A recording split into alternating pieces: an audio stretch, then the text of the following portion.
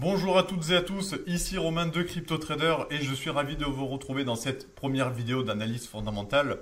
Vidéo un peu décalée puisqu'on ne va pas forcément analyser le marché des crypto-monnaies mais comprendre un peu la mécanique, ce qui se tourne autour du fondamental et notamment des marchés actions, des marchés traditionnels. Je vous propose donc de regarder un peu tout ça de plus près et c'est tout de suite.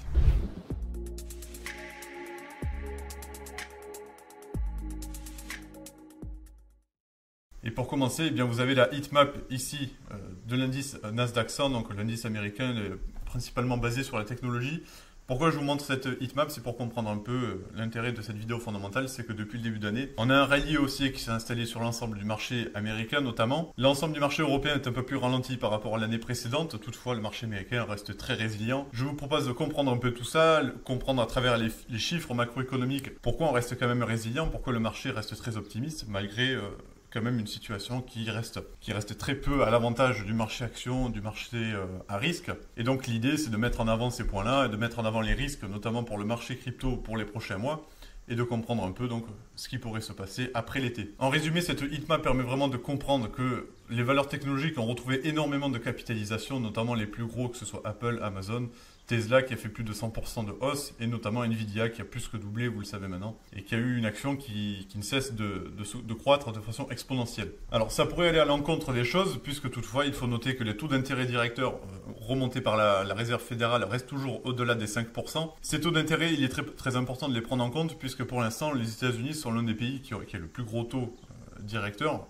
Bien sûr on a d'autres pays dont l'inflation reste aussi importante, mais toutefois les États-Unis ont toujours pour prévision d'augmenter ce taux, et donc ce qui signifie qu'on aura toujours des taux et des prix qui seront beaucoup plus importants, notamment pour les entreprises, ceux qui risquent de dégrader leurs notes pour les prochains investissements, les prochains renouvellements de dettes, ce qui risque de mettre également en difficulté certaines entreprises. Pour l'instant, il se peut que les opérateurs n'aient pas pris en compte ce risque-là. On le voit déjà avec pas mal de petites entreprises dont l'impact est assez minoré, qui font faillite et qui se mettent sous la loi des faillites aux États-Unis. Donc ça, c'est important de le prendre en compte, puisque pour moi, c'est quand même une chose que le marché néglige un peu depuis ces dernières semaines, c'est que on a un rallye haussier, toutefois on a une économie réelle qui commence à être impactée par ces taux. Ce n'est pas encore pris en compte de façon beaucoup plus claire, beaucoup plus long terme, si je puis dire. Et donc pour l'instant, on reste vraiment assis sur les résultats d'entreprises qui restent très bons, puisque on avait des taux qui étaient beaucoup moins importants. Toutefois, attention à la dégradation qui pourrait suivre durant les prochaines semaines. Ces taux directeurs risquent de ne pas diminuer avant le début de l'année 2024. Ça, c'est plus que certain puisque la Banque centrale le répète aux États-Unis.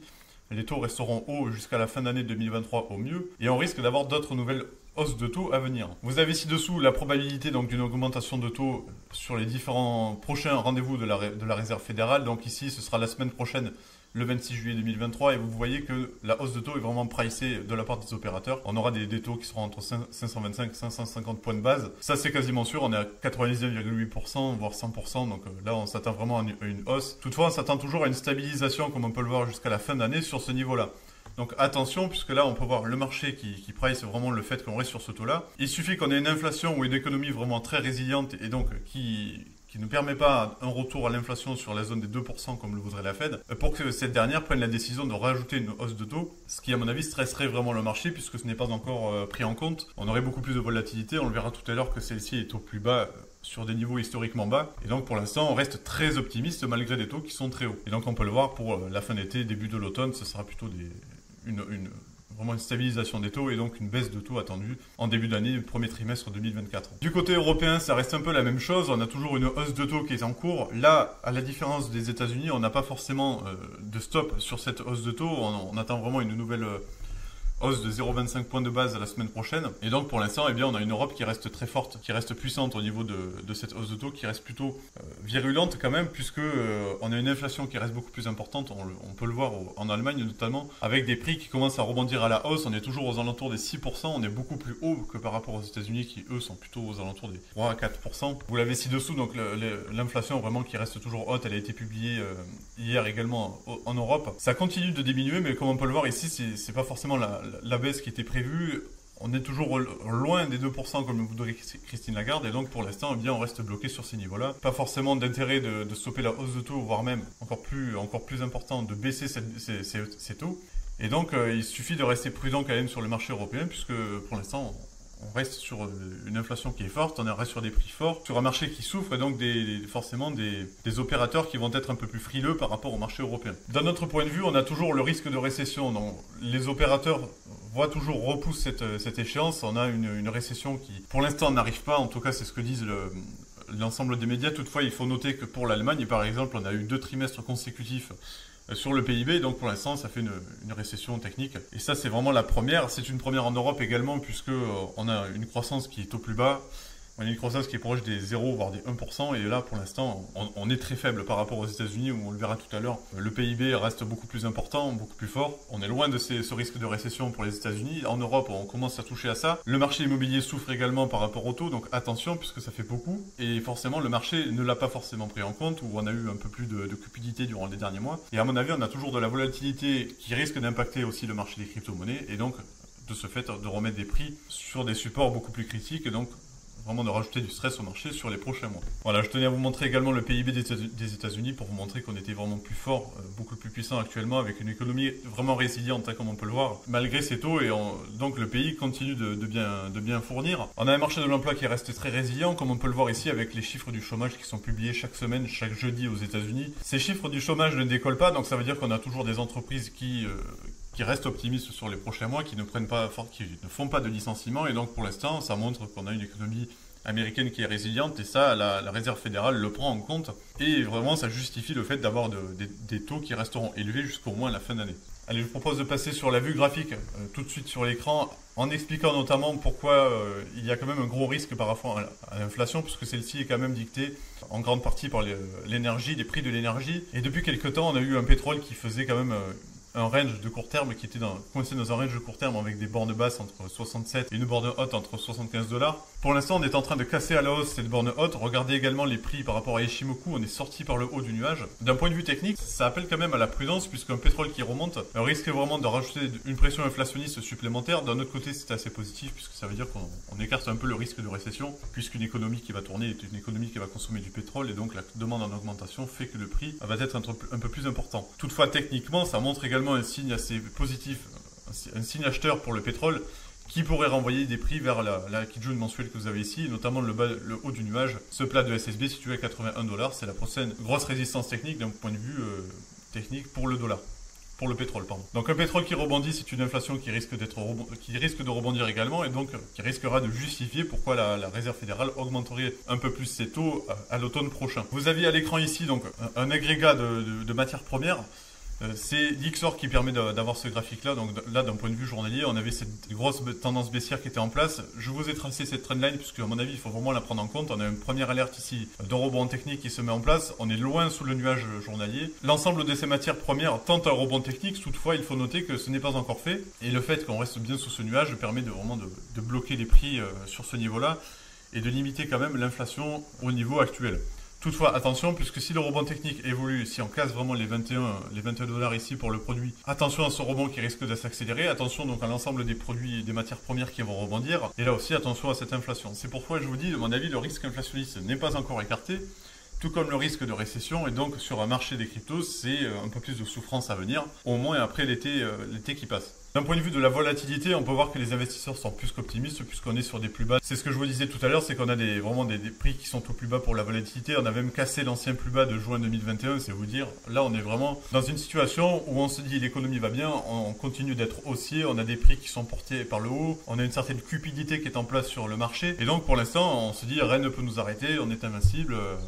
Le monde est parfait, donc attention à ce risque-là, vraiment d'avoir la réalité qui arrive d'un coup avec une mauvaise nouvelle qui n'était pas forcément pricée, qui vient de la Banque centrale des États-Unis ou européenne. Et là, on risque d'avoir un fort rebond de volatilité, un fort rebond de stress, et donc des opérateurs qui risquent de reprendre des bénéfices de façon rapide. Donc là aussi, un marché crypto impacté, puisqu'on n'était pas forcément on n'avait pas forcément prévu cet événement. Attention, ça a été pris en compte, mais je n'avais pas prévu ce scénario-là. Vous voyez, ça fait beaucoup de risques quand même qui ne sont pas pris en compte par rapport à cette économie réelle. Donc prudence sur les marchés qui, à mon avis, sont allés un peu trop loin dans l'excès et risquent de corriger un peu dans les jours à venir. Cet excès, on le retrouve notamment sur le marché de la technologie américaine, donc avec le Nasdaq. Je voulais vous montrer l'indice tout simplement puisque le Nasdaq, c'est quand même le secteur par excellence avec la technologie qui devrait être impacté par ces taux directeurs et pour l'instant on reste plus que résilient, plus que fort puisqu'on a eu un rebond technique qui s'est initié en début d'année qui n'est toujours pas arrêté. On a même une tendance haussière qui s'est mise en place sur le moyen terme. Vous voyez un peu vraiment une sortie par le haut du nuage. Même pas de problème, même pas de résistance. On continue de filer tout droit donc attention puisque là...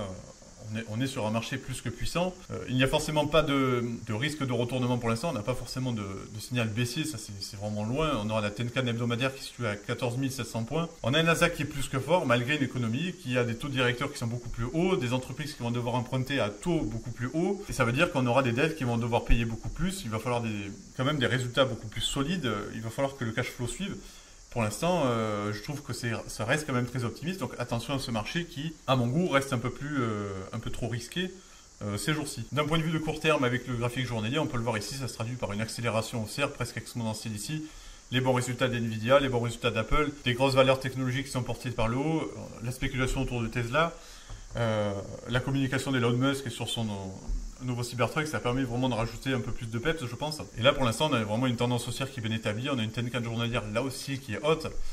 Je vous ai tracé ici la prolongation de Fibonacci qui permet de voir qu'on a touché vraiment l'extension des 1,661. C'était la plus haute, c'était la plus probable aussi dans un marché haussier vraiment puissant. On l'a atteinte, donc à voir vraiment ce que va faire le Nasdaq sur ce point-là. Est-ce qu'on retrace retour sur la Tenkan journalière ou bien là encore un nouvel excès? Bonne nouvelle, on a de bons résultats trimestriels puisque vous savez que nous avons des résultats en ce moment qui tombent. On a de bons résultats trimestriels, finalement l'économie va bien, on est plus que confiant, on a des consommateurs qui continuent d'être confiants et finalement eh bien, on part sur de nouveaux plus hauts, cassure des 16 000 et peut-être un nouveau rallye aussi avec un nouvel ATH à l'horizon. Je trouve ce scénario un peu optimiste.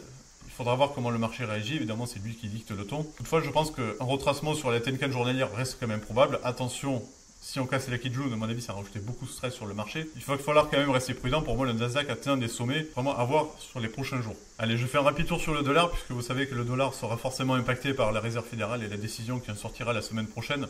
Ce dernier a vu un fort retracement baissier. On a vu une cassure du support journalier et du support hebdomadaire en même temps. C'était la zone des 100,80 points. Le dollar a été fortement impacté par une inflation qui diminue beaucoup plus fortement par rapport au consensus aux États-Unis. Et donc forcément, des opérateurs qui pricent le fait que, ça y est, la Réserve fédérale va rebaisser ses taux, on aura un dollar qui est plus faible, un euro qui va rester beaucoup plus fort puisque les taux d'intérêt risquent encore d'augmenter, donc une valeur qui sera beaucoup moins importante, enfin une circulation de la monnaie qui sera moins importante par rapport à auparavant. Et donc, pour l'instant, le dollar a cassé cette résistance, a cassé ce support, risque de refaire une nouvelle résistance ici et de retracer de nouveau à la baisse. Ce qui se passe, c'est que pour l'instant, le dollar va avoir un retest. Voilà, on est vraiment sur un gros marché baissier, donc un dollar qui va continuer de baisser sans même retester ce niveau-là. Si retest positif et retracement vers le bas, attention à ce retour vers les 99,43 points. Si cassure de ce niveau-là, attention, parce que ça veut dire qu'on a peut-être un stress de marché qui est de retour. Et finalement, des opérateurs qui vont tenter de se couvrir en liquidité et donc pour l'instant une certaine incertitude qui risque de revenir sur le marché pour la fin de l'été. Pour moi, le dollar est vraiment à surveiller de près sur ce niveau-là. Il va falloir rester prudent quand même. On va voir ce que va dire la Réserve fédérale avec Jérôme Powell la semaine prochaine, mais pour moi on a atteint un niveau ici. Si ça joue toujours le rôle de résistance, attention vraiment à ces points bas et donc à un dollar qui va continuer sa tendance baissière initiée depuis le début de l'année 2023. Merci à tous d'avoir suivi cette première vidéo d'analyse fondamentale. Je vous propose dans les commentaires aussi d'en débattre puisque moi je prends vraiment toute type d'idée. N'hésitez pas à me dire ce que vous avez comme point de vue, notamment sur les valeurs technologiques, le fait que le marché continue d'être aussi puissant. Quant à moi, je vous donne rendez-vous lundi prochain pour une analyse technique beaucoup plus classique sur le Bitcoin, l'Ether et d'autres crypto-monnaies. C'était Romain et très belle fin de semaine à tous.